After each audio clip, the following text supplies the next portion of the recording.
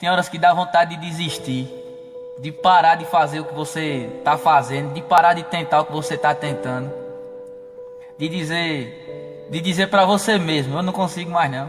Aquilo ali não é para mim, não aguento mais insistir e nada dá certo. Eu todo dia tentar, todo dia me esforçar e nada dá certo. Mas é nessas horas aí que nós temos que manter nossa fé de pé, de ter fé para nós superar esse tempo ruim.